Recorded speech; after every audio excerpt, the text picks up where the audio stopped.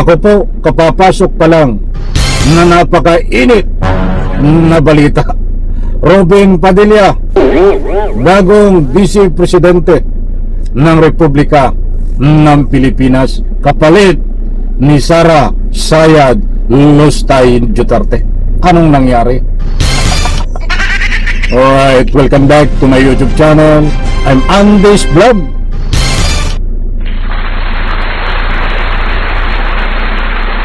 Mga kaibigan, ito ho, talaga nga marami ang nagulat dito sa balita na ito.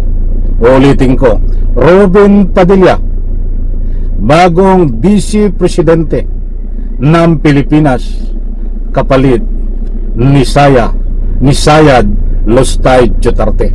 I-like muna natin ang video na ito kung nagustuhan nyo po. Please subscribe my YouTube channel. Ano ang nangyari, mga kaibigan? Sandali, gusto ko muna kunin ang inyong panig.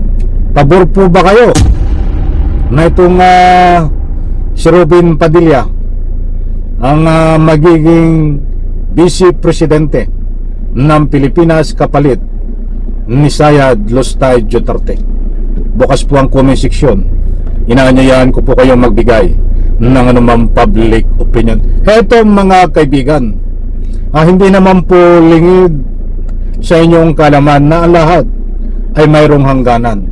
Unang-una, itong si Sara Sayad Lustay Duterte ho, ay napakadaming kinakaharap na kaso.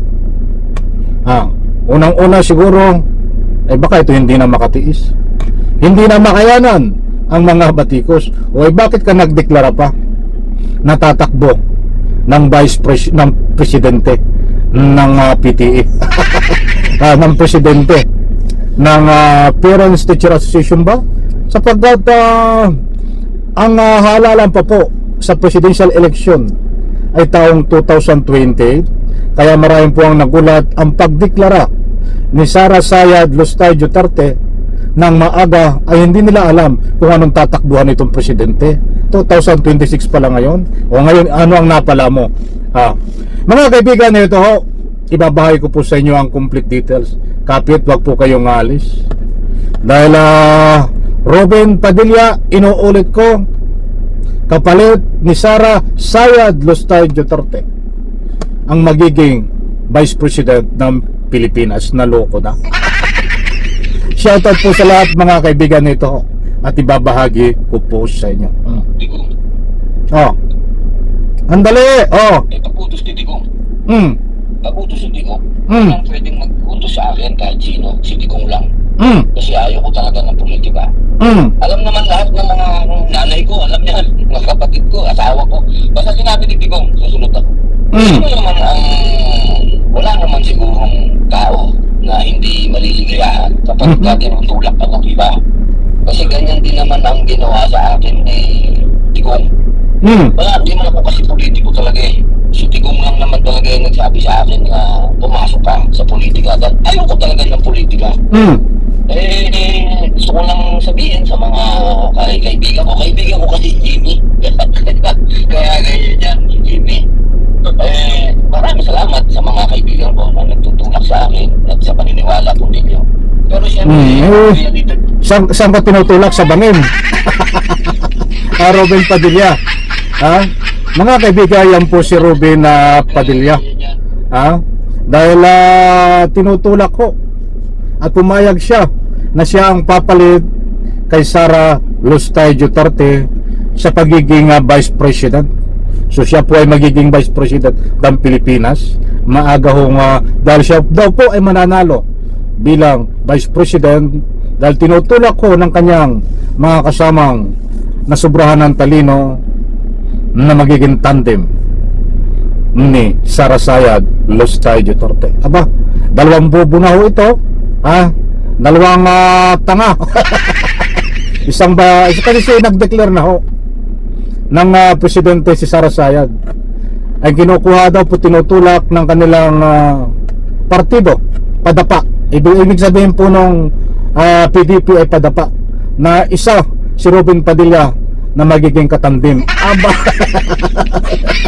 Yan yung nalakas ang tama ko nitong mga ito, ano? Mga kaibigan. O ituloy po natin. O ito. Jimmy. Maraming salamat sa mga kaibigan ko Mm. na tutulak sa akin at sa paniniwala po ninyo. Pero siyempre, ang realidad niyan, meron niya ang sinusunod na, kumbaga, bago mapunta sa akin yan. Siyempre, Ay, sandali, meron pa dito. Hanapin. Nakakaan na rin. Ito pa. Mga kaibigan. O ito. Ito. Ito pa. Yung mga sinasabi ni Robin Padilla. Aiming for a higher position po? ay, pinanganak po tayong ready. Lalo na yan, para sa akin, Vice President, hindi naman masyadong, ano yan, puro advocacy lang yan eh. Ikaw ang spare tayo, di ba? Kaya yan. Ang tawa ko, tingnan nyo si Robin Padilla. Kayang-kaya yan. Vice President lang yan. Tingnan nyo. Ito. Aiming for a higher position po? Ay, pinanganak po tayong ready. Lalo na yan, para sa akin, Vice President, hindi naman masyadong, ano yan, puro advocacy lang yan eh. Parang ikaw ang spare tayo, di ba? Kaya yan. Niloloko mga sarili, ano? Talagang yan kakapalang apong itong mga ito. Mga kaibigan, hindi tayo nagpapakalat ng anumang fake news dito. Dahil maliwanag po, nasabi po natin dyan na si Robin Padilla ay magiging Vice President ng Pilipinas. Dahil siya daw po ay tatamain. Dahil siya po ay magaling, kayang-kaya. Siya po ay sigurado niya na tatamain daw, mananalo na Vice President. Dahil siya daw po ang kukunin, kinukuha, nakatamdim ni Sara Duterte Lustay doon sa darating na 2008 election. Kahit maliwanag po diyan, bagong Vice President ng Republika ng Pilipinas, Robin Padilla, kapalit ni Sara Lustay Duterte. Nangangarap ng gising, nakatulala sa hangin. Iyan ho, si Sara Sayad Lustay Duterte at itong si Robin Padilla. Mga kaibigan, tawanan po natin ito. At kahit pa ito po ay tumakbo, karapatan nilang tumakbo. Walang problema. Karapatan din po nating magbigay kung ano ang kanilang mga ginagawa sa Republika ng Pilipinas. Ano ba ang ginagawa niya? At ni Sara Lustay Duterte, manggulo sa Republika ng Pilipinas. Kaya itong mga ito ho, walang accomplishment ho, mga kaibigan. Kaya shoot po ito sa sako. Isako nyo nga lang po itong dalawang ito, dahil wala po itong puwang na manungkulan sa ating Republika ng Pilipinas. Kaibigan, isang like ko sa video nito. Maraming salamat. Bye-bye. Palakpak.